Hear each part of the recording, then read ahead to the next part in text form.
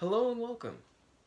Social media has taken over the minds of the masses to lull us into the thought that we are actively connecting with other people, when in fact that can't be farther from the truth.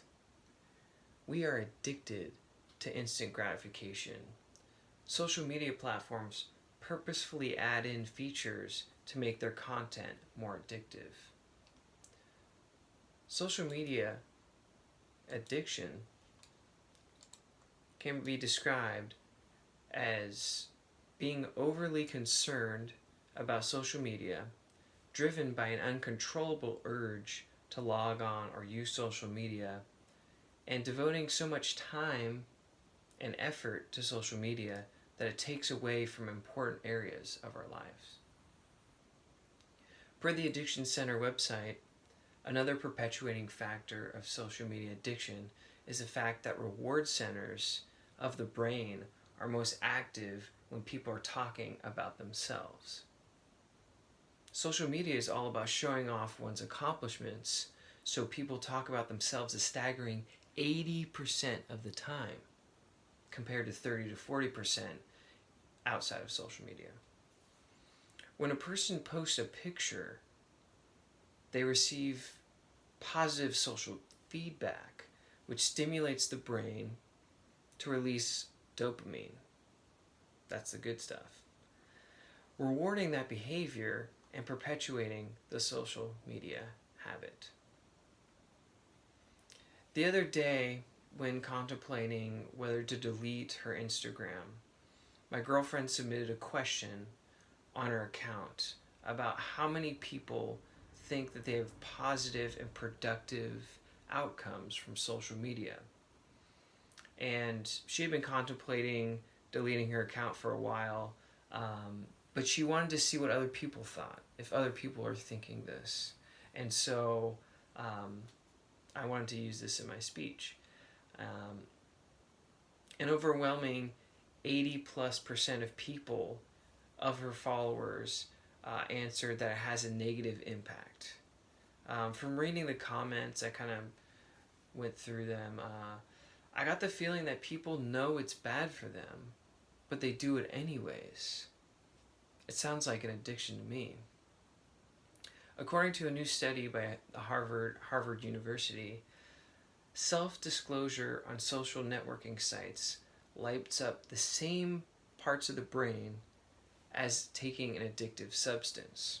And they did research on brain activity to see what parts are activated, same parts as an addictive substance.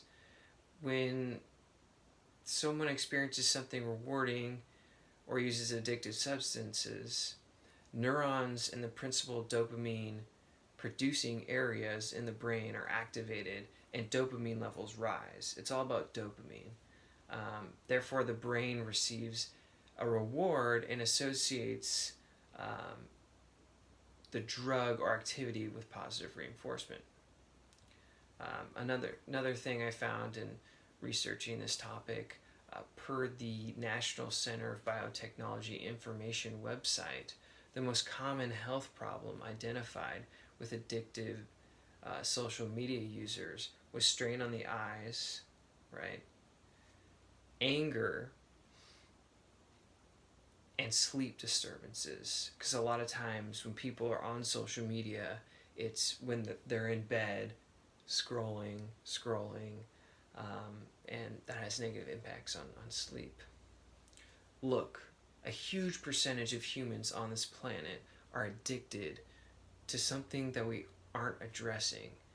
It's not a direct physical sickness, so we don't see it as a problem, and companies are getting dirty rich off of it. I believe its impact on us is deeply rooted and playing itself out in ways we can't begin to know.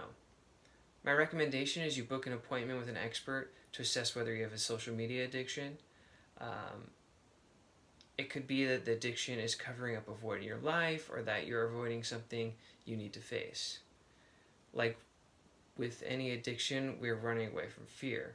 There are good resources via Medical providers' websites or even Yelp at an average of $90 per hour to see a therapist. A few sessions should be enough to uncover potential issue and take action. Then follow-up sessions to make sure the techniques stick.